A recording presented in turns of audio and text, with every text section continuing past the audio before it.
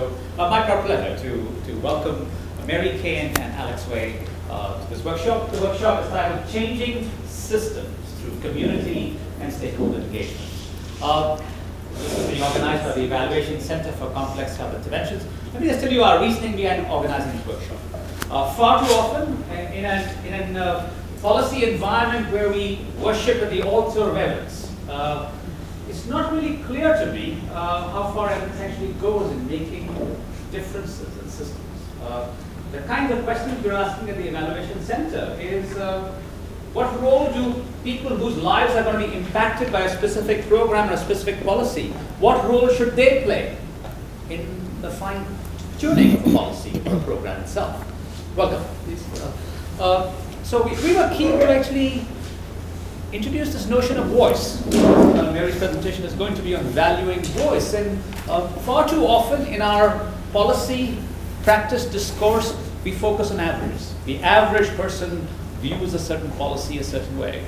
It's very, very important to us in our work that we pay attention to heterogeneity. The fact that there are, in a diverse society, diverse in multiple different ways, we pay great attention to multiple different voices.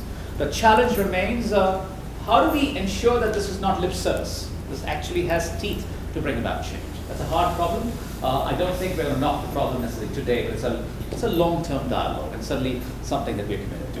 So with that as an introduction, Mary Kane has been the president of the Concept Systems Incorporated, a company that's based south of the border in Ithaca, Cornell.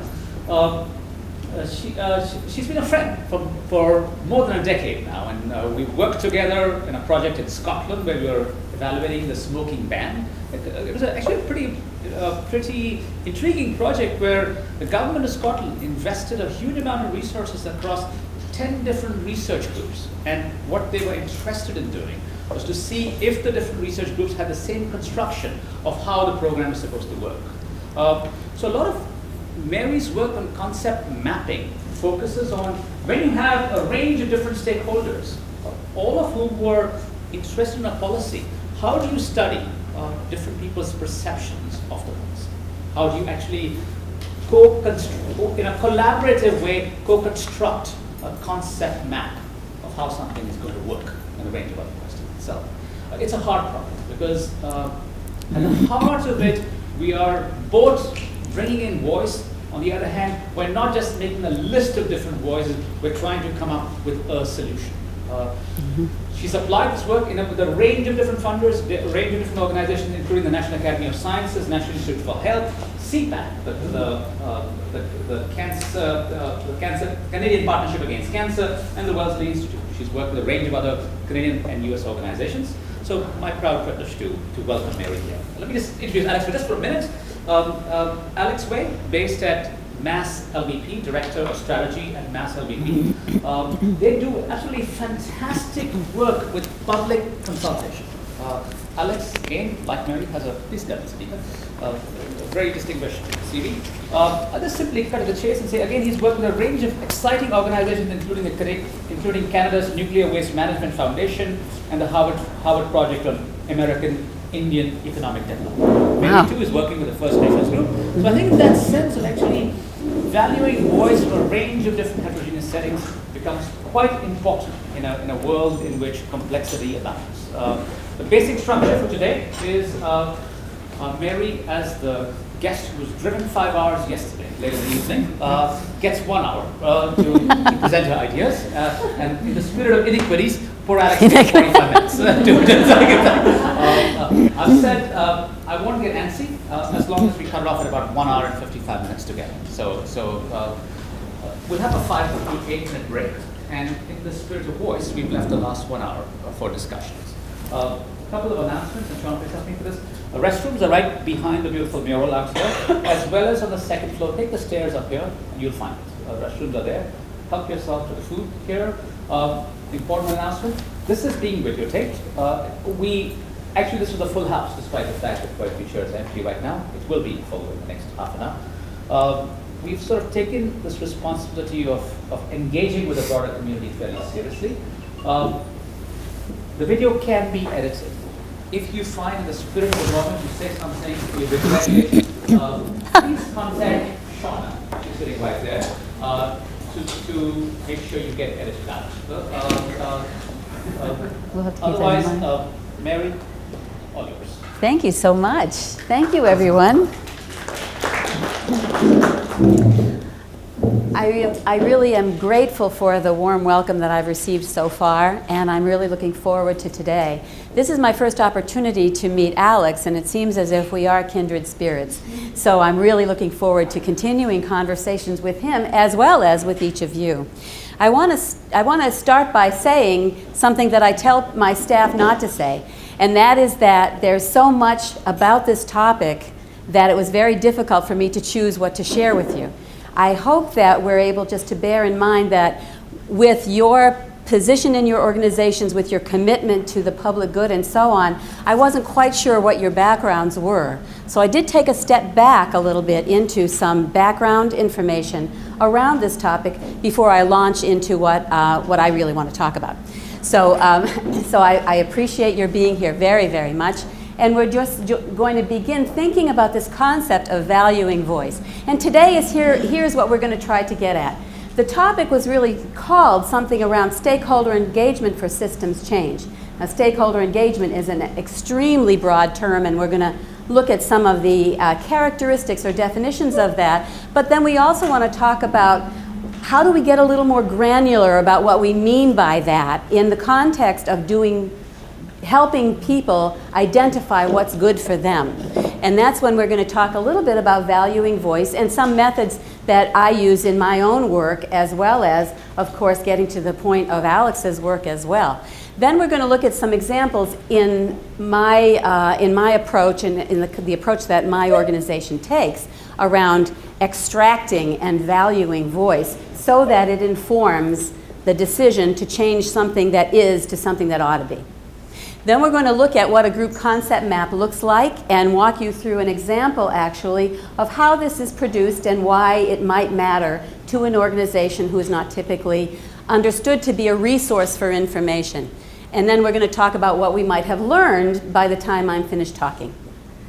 And then if there are things else that you want to ask me or that you want to make sure that we cover before the day ends, I would really love it if you would note them as we go, and then we'll return and have a full discussion about anything that is of interest to you relevant to this topic. Does that make sense to people? Great, thank you. So I want to thank you for inviting me, and I want to mention that I am the president of the company, and that means I get to ask very smart people to help me do what I want to do. And we at the company really specialize in co-authored, that is, groups comprised of individuals, decision strategies to help move things from what is to what could be. We really believe philosophically that we seek the voice of those who are usually the topics of a conversation rather than the drivers of a conversation, rather than the resources. And that to us is a very important distinction. And this is whether we're talking about parents in an early intervention program or whether we're talking about researchers at a medical school. These are still resources on a particular topic that we want to know more about. And this way, in the conversation related to a system issue, we're able to really focus on how policy, program, and evaluation of things might change when those voices are included. So today's talk, the first thing we're going to focus on is stakeholder engagement and what we mean by that, what other people might mean by that, what other words are used to mean that. So the first thing we wanted to talk about were these three things. For me, these are antecedents in a way to what I'm talking about, and I think what Alex is talking about today as well. So stakeholder engagement, community-based participatory research. Does these buzzwords mean anything to anybody here? Yes. And then there is the nothing about us without us approach. Is that familiar to people here, by and large? Yes? So these are what we consider sort of the ancestors of the proud parents, the godparents of this concept of valuing voice. When we think about these things, I thought I would just share with you a little bit some perspectives that we have. This whole conversation could be about one of these topics. So this is an extremely high flyover of each of these aspects. When we think about stakeholder engagement, it actually has a history, and it is the only one that was described this way, as having a history in the corporate world as well as in the do-gooder world, which is where we live. And I say that proudly, by the way. And it's taken as a point of pride in corporate social responsibility to inform the values of a corporation to forward. Usually shareholder value is the main driver. It also abounds in social science research, obviously.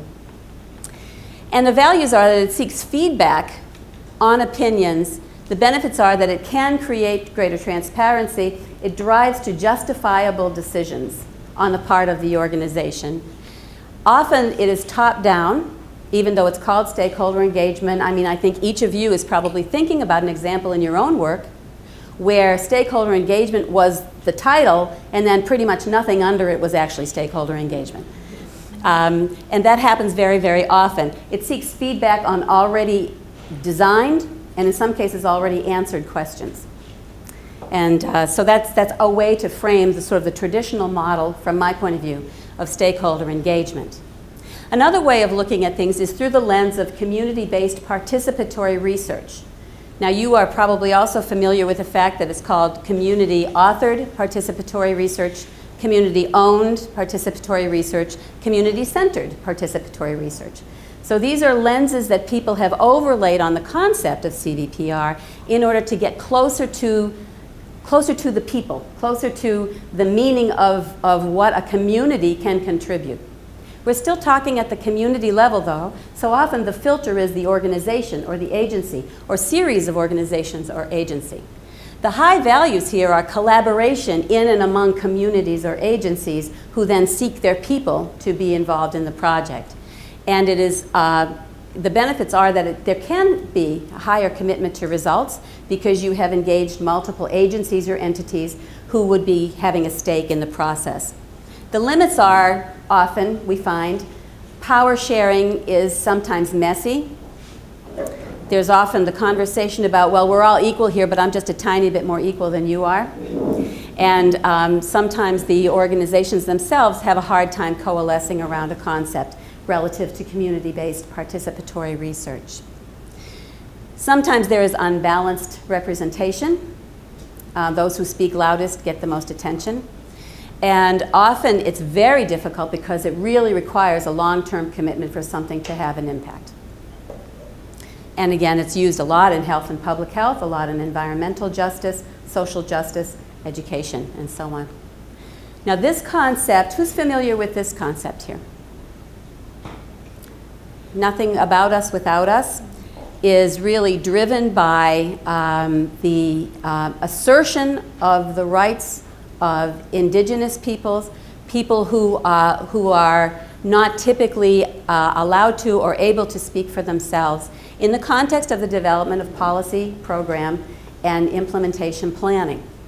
In this case, it really does assert a critical role of individuals, human beings that is, to take part in elements to actually create and approve and the design around what is intended to serve their purposes and needs. There is a perception that it is anti-research, that it rejects standard hierarchical research from the sort of reigning cultural paradigm. There is a flavor of that in some of the work that takes place here. It really seeks to redress historical hierarchical bias in social research.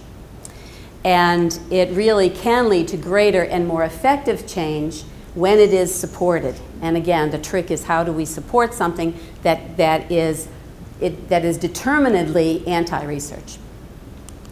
And its uses are with, as I mentioned, First Nations, other indigenous cultures around the world, people who have disabilities or mental emotional illness, and others who are not typically involved in discussion around their own issues. So if we think about this as a sort of a higher view, stakeholder engagement really is a sort of the grandparent of all of these guys. And nothing about us without us is seeking to extend beyond the parameters of stakeholder engagement. So today's talk is about how we get a little more granular about that and what approaches that we take to do that. So we call what we do valuing voice.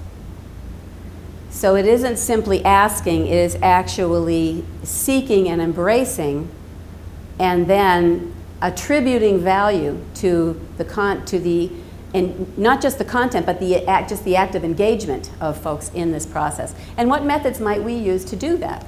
So here are some things, again, stacked up the way we looked at the other ones, and that is that we feel that valuing voice seeks and embraces the knowledge of individuals to inform a big issue. And when we talk about big issues, we often think about things like global warming or in the US, the Affordable Care Act, or things like that. For you, your life contains big issues that may not be big issues to other people. You may have a sibling who suffers from mental illness. You may have an aging mother whose issues relative to aging are not being addressed by the system. Everyone has a big issue, and everyone has something to say about that big issue. The values of this are to really build a group wisdom, and we say that deliberately because each of you has something to say about the topic of interest that affects your life, but because there is not a mechanism for you to say it, there is no way for you to add that to the voices of others to create a group perception, which leads then to strong decision making and capacity to actually evaluate what you've said. So the values are that it assumes that you are the reliable unit of knowledge on elements or issues that concern you. And that we are then able to catalyze that opportunity to create something that we consider greater than the sum of its parts. Some of the benefits are that it mitigates the hierarchical approach to social change. I mean, it still needs to be funded, but that's a whole other conversation. And it supports greater uptake of results if we're lucky. I want to highlight this because we're going to talk about this later. The limits to valuing voice are, like many other things, it challenges. There are many, many challenges in identifying, capturing, encouraging, and embracing voice. And of course, there are the issues of efficiency and appropriateness of engagement as well. Lots of uses we find in public health, populations with mental and emotional health issues, people who have disabilities, aging or isolated populations, rural populations, and so on. One thing I want to mention while you are recording whatever it is you're recording is that I'm happy to make this available to folks afterwards, and I'll be happy to send it to you, or I'll ask my buddy to do that for me. Thank you. So again, here's where we see valuing voice fitting in this. It is really, it doesn't overlay nothing about us exactly. It is clearly part of the whole system of these things, but it has a different approach and a different life. When we think, does everybody here know about the social ecological system picture? It's not exactly rocket science, but I'm happy that somebody came up with it. And it allows us to think about the locus of control of knowledge, articulation of need, and desire. And in the case of a lot of the types of approaches that we've talked about so far, CBPR, for example, the locus is, rather than being on the point of the bullseye, really resonates around community and organization as our main unit of interest. And what we're suggesting is a picture that looks like this instead. And that is that if we shift the bullseye to the center, then those other organizations will be both affected by it and will help us do this well. So it's a reciprocal relationship among the individuals and these organizations, communities, agencies, and entities. So the communities and agencies seek, and engage the individual. The individual then feeds and engages through the organizations or communities. So we suggest that the focus needs to be on the individual and her or his capacity to articulate need, desire, or opportunity. So how do we do that? I'm going to tell you how. In group concept mapping, which we've been doing for over 20 years, we say these things about, these definitions predate this conversation. Group concept mapping is a methodology that creates a stakeholder-authored visual geography of ideas. And it uses very specific analytic tools and communication methods to yield a result that can be interpreted and used and evaluated. Group concept mapping is uniquely distinguished from other processes that call themselves concept mapping, and I don't know whether any of you are familiar with concept mapping as a generic term, because we have two key attributes: active engagement of individuals on a topic of interest and emergent rather than hierarchical structure. So not only do we seek the result, seek the feedback of people, but we also use a structure that is by its nature anti-hierarchical. It is emergent. So when we think about the conversation today, we want to talk about two things: participant authorship and systems and how it relates to the systems. So in group concept mapping, there are two ways to look at this. One is from the participatory point of view, and here are the things that we think about when we think about this as an inquiry in this regard. It actively seeks and captures voice. It's the opinions and knowledge of people, whoever they are, in the community of interest. And it may be this room. I mean, we could decide to do a group concept mapping topic on something that was relevant to you, to all of you for some reason. Simple rules and processes encourage participation and encourage people to contribute what they know at each step. The visual outputs are simple representations that are derived by the analysis that's behind the scenes. That is simply not, most of our participants couldn't care less about that, but they like the pictures. And then the community and partners can align here to agree on purposes and meaning and what they might do with this. So we create a purposeful partnership by default by conducting a group concept map. So rather than starting by saying what agencies need to be involved in this, we can, and who's going to be first among equals and so on, we actually create a meaningful partnership out of the process by allowing people to see themselves in the results and then say, my organization can do that, my organization can do this. Now, as a systems inquiry, we think about this again because we're talking about an emergent approach. It's really inductive and it's generative because there are specific steps that people take in order for us to build what we're going to build. Their simple rules create complex patterns and results that are nevertheless easily interpretable by the folks who authored them. The visual outputs really help us to think about the evolving thinking of the issue. So as I'm using a lot of words like this, I'm using emergent, I'm using evolving, and this is what happens with this methodology, with this approach. It produces, products support autonomous agents aligning their own action with the needs, the bigger order needs, the bigger picture needs. So when we think about that, and we've been talking so far about the unit of knowledge being the individual, how do we get an individual's expression of interest or need or desire to contribute to group wisdom, to contribute to a concept that everyone then says, yes, this is a good current state picture of what I mean, what I need, and what I value. And in this case, this is a very simple model. We start at the bottom with somebody who knows something about something. And that person contributes a specific idea, or many specific ideas. There's really a process for that.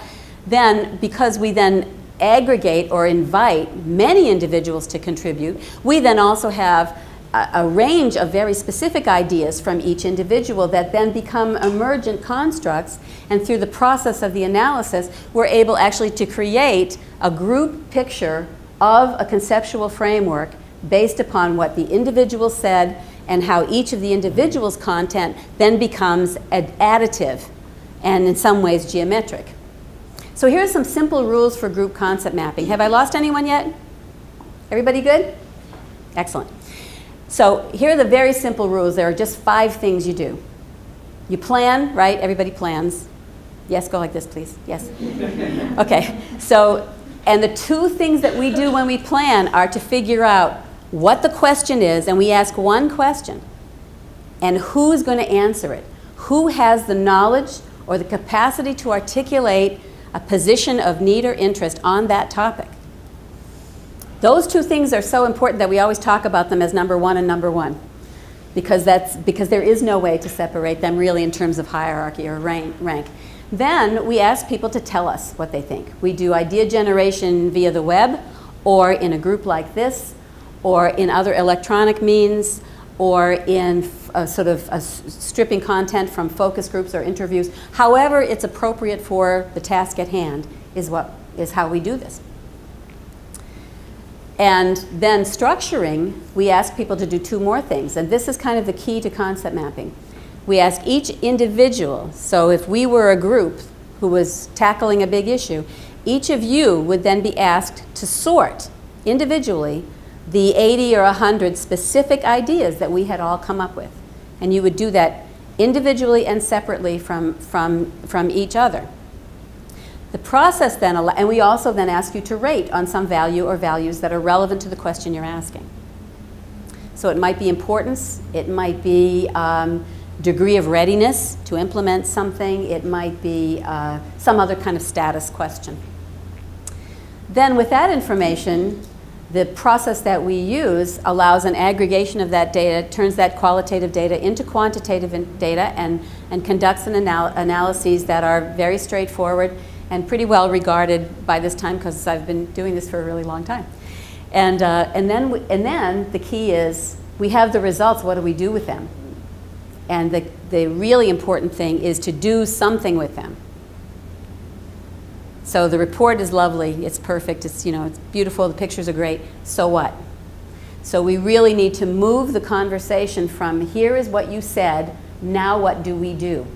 And that is the best way to articulate that you value the voice that has authored this in a way that is meaningful. I want to reach back to the idea of identifying participants, because this is the sticking point, as you all know. So in the first step, we talk about getting the focus prompt devised and then identifying participants. That seems so easy. Those words are so simple. But this is the point. This is the very point where valuing voice can really be obvious in your planning, or it can be a real struggle. So everything really depends. Who are you going to choose to be involved in a project?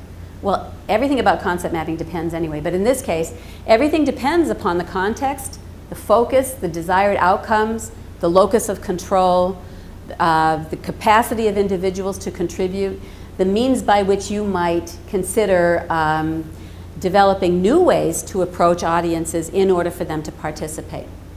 So valuing voice is relevant in virtually all group concept mapping contexts, and this is whether we're working with medical experts at NCI or we're working with people with serious mental health conditions. The big deal here, and we were starting to talk about this earlier, is that diagnostic planning is required. So when we talk about planning, that one little word really has a life of its own. So, and when we say diagnostic planning, that means that you need to be prepared to be therapeutic in the planning context.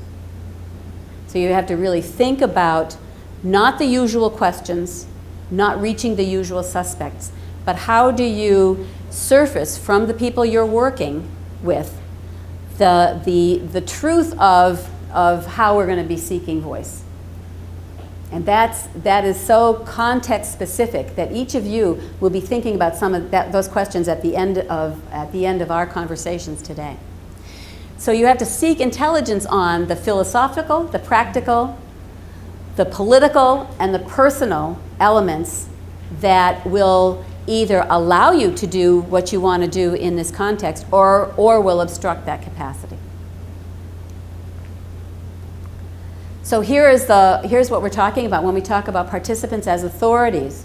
This is the general process that you've already seen. Where the red is where the humans are. That's where we want to highlight that everything about this process has to do with the person and what they know that is relevant to this topic. This black is just what the computer does. we push some buttons, beautiful pictures emerge. And that's very nice. It's very, very nice. But what's really important is the parallel and equally important learning and capacity building for articulating and accepting voice and using the results. So here we are thinking about what are some things I can show you that might be of interest to you around how this looks when we do it. I'm going to show you a few things just to share with you some of our work. Here's just some examples of some of the work that we've done in group concept mapping. So we have in Jackson, Mississippi, and I'm highlighting the two things, the question and the people, because as I mentioned before, they're both number one. So the focus prompt is the thing that we typically ask people to answer. And you see it's not a question, it's actually a sentence completion. So we say, we typically don't pose it as a question, although there are a couple up there that are. We typically say a specific thing that is relevant to something about this question from your point of view is ... And then we ask people to finish that sentence as many times as they can think of an answer. So in this case, we went to Jackson, Mississippi, and we worked with a lot of residents there, as well as the community medical folks and others. And the specific question we asked was a specific thing that causes African Americans to get sick sooner and die more, or get sick sooner and die younger is ... So we made an assumption that was the focus. And when I say we made an assumption, this was after an enormous amount of diagnostic planning.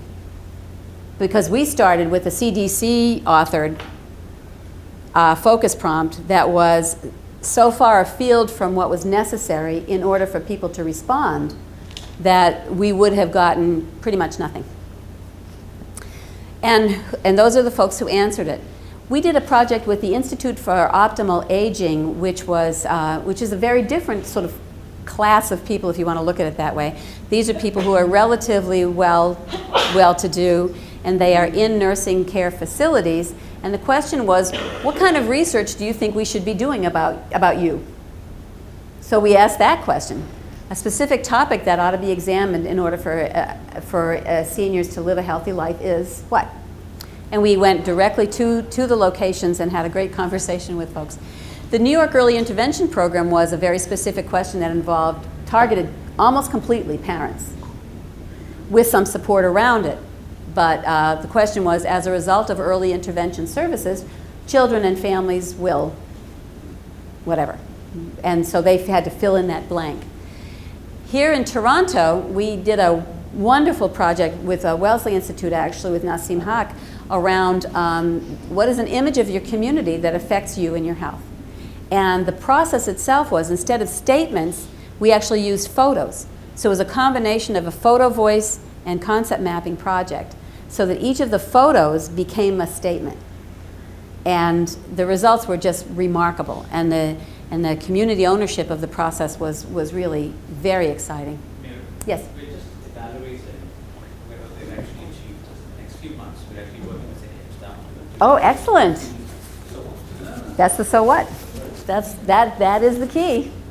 And then here in Toronto also, we worked with the Anishinaabe Health Ontario group around the very critical issue of diabetes in First Nations.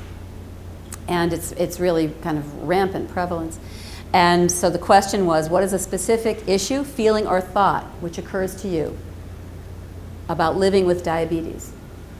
So this question didn't assume that people were living with diabetes. It asked them about what their thoughts were about that eventuality or that truth or that issue in their community.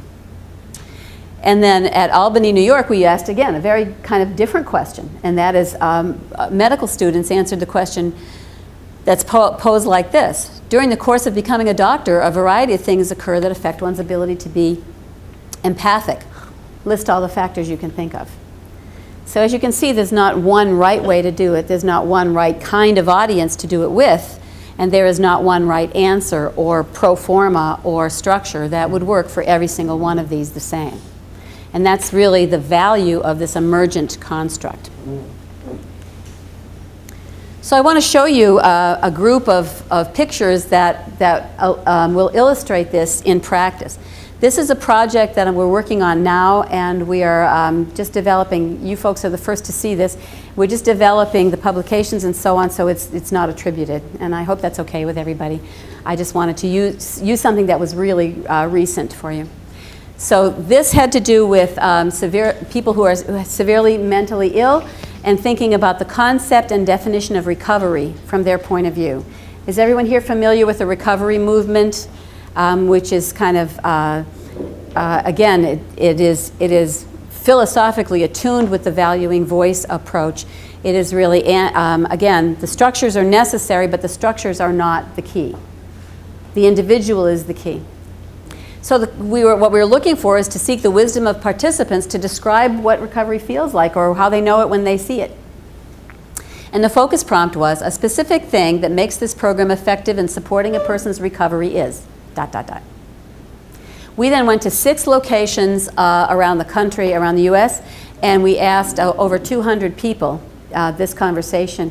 And the amount of participation was really quite remarkable. It was remarkable.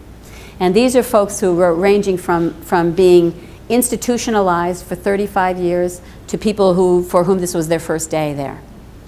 And their ages were from 19 to 77. And a lot of these folks have been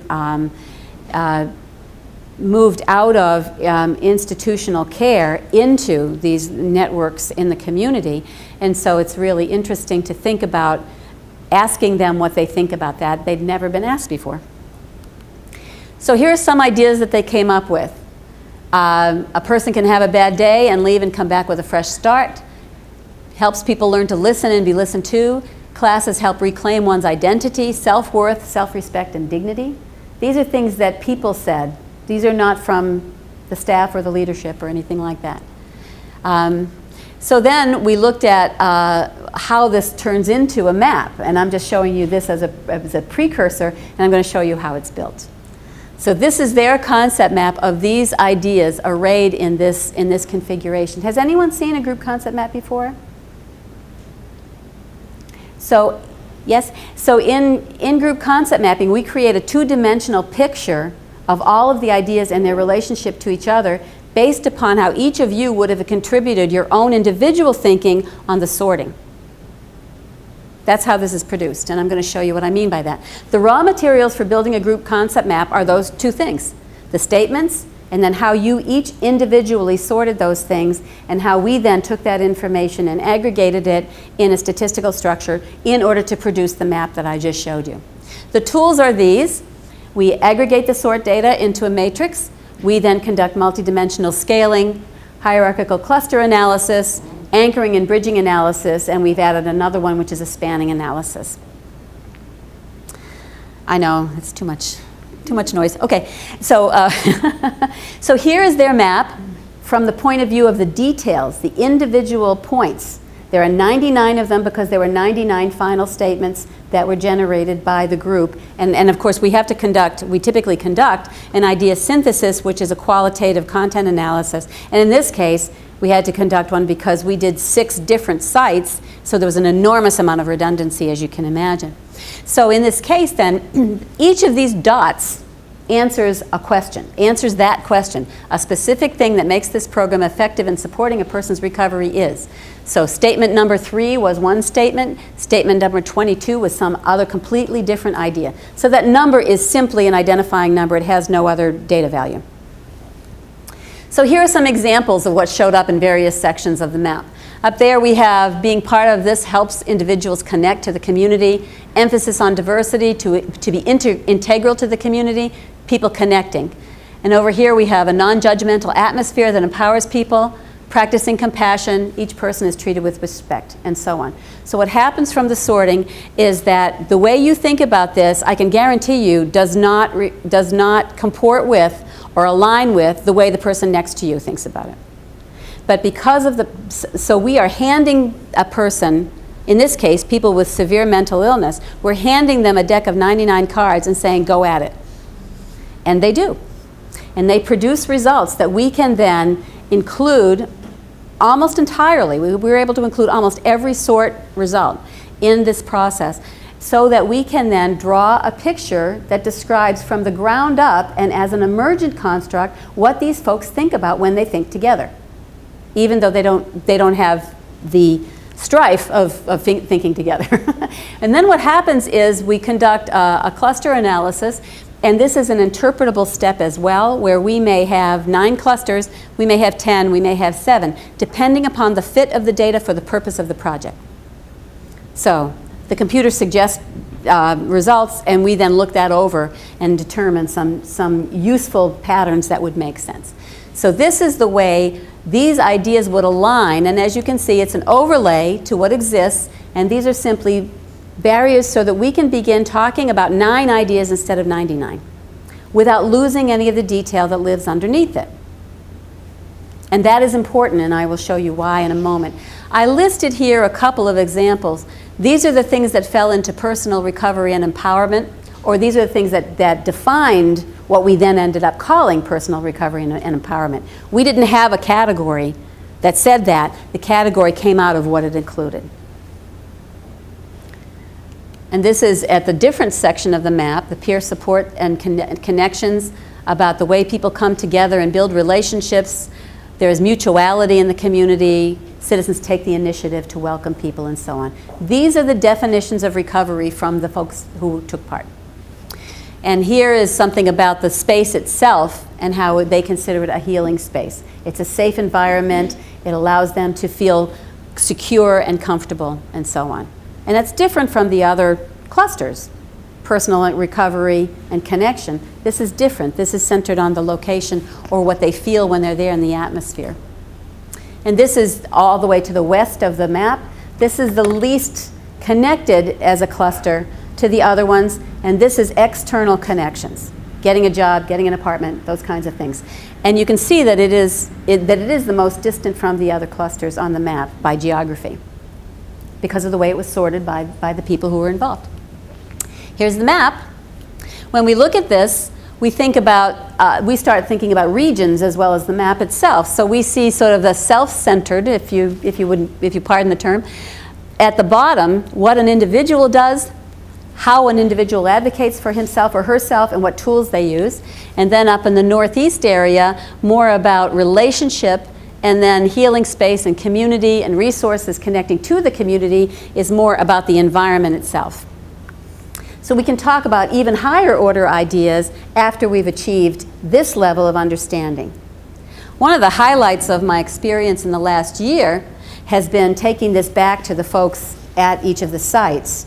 And we conducted a webinar with each of the populations at these sites, and the questions were just remarkable and wonderful, wonderfully generative, and they're using it. So we asked them to rate on these 2 things: how important you think that thing is from 1 to 99, and how important you think each of the 99 things, how much you see each of those 99 things in practice at your location. Not surprisingly, let me orient you for a moment before you go like this. This is what we call a ladder graph. It is a pattern match. You've probably seen pattern matches of all kinds in your own work. This is called a ladder graph because we have 2 vertical rulers, and if things are perfectly aligned, then it looks like a ladder. It's very unusual when things are perfectly aligned, as you can imagine. And you'll also notice that the scale is very small. The scale is 3.06 to 3.53. This, for those of you who do social research, is not uncommon.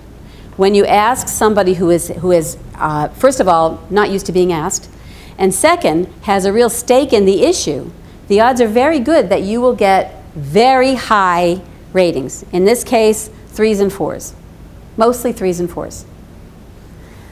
Because they wanted to be right, and they also wanted to show how important all of this stuff is. And that's very, very common in emotional voting, which is what this is. When we asked them about evidence, they were able to be a little more circumspect, because we were able to ask them, This question was, how much do you see of these things at your place? And so you see that the correlation is 0.81, which is really high, because the configuration is pretty well aligned. Bottom is bottom, etc.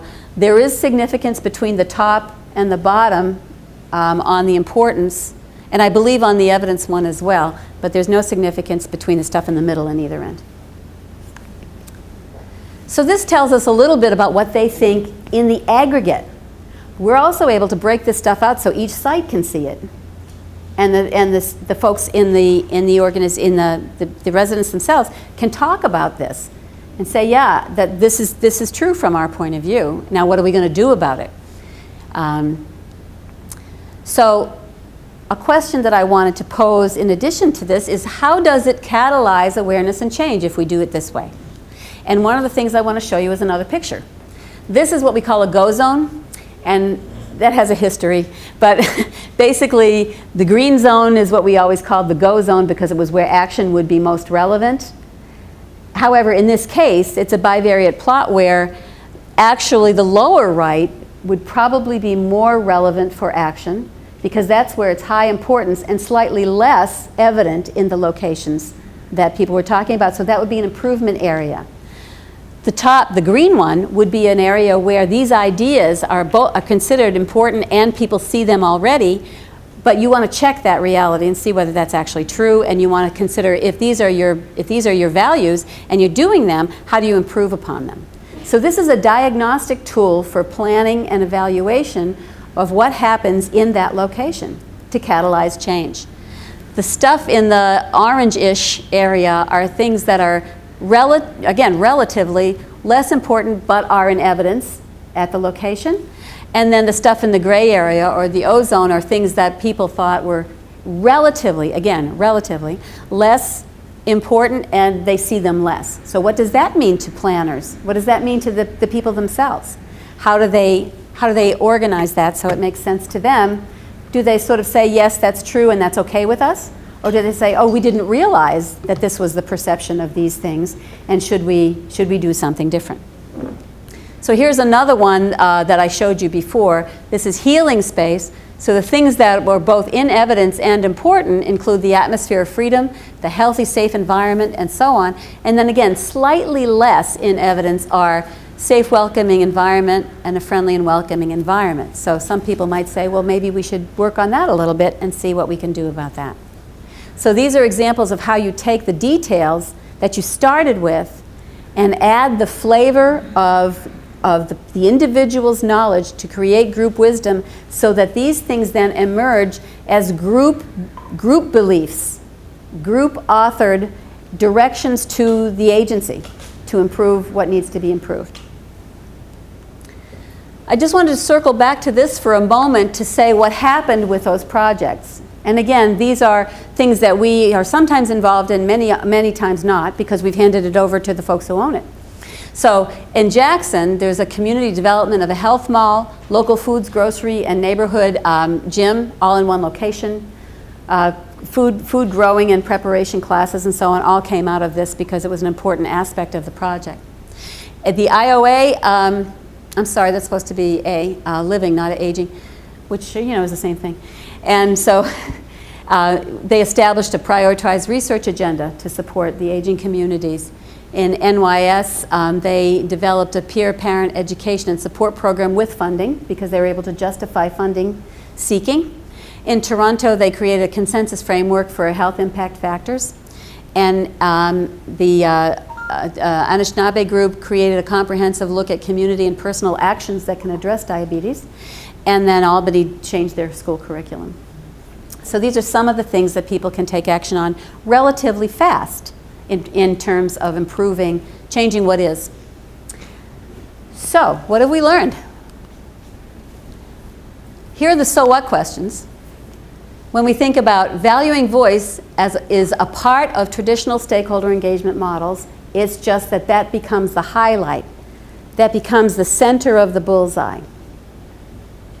And of course, it's critical to take into account, networks, neighborhoods, communities, agencies, and organizations, but those are means, those are not the targets. It is fundamental to good community participation. So it's not that it's a separate or new thing, it is a refocus, a realignment of our intentions to seek those individuals. It is heightened in nothing about us without us, because this is a sort of a methods way of looking at that political model. So when we think about valuing voice, we believe it's fundamental in group concept mapping.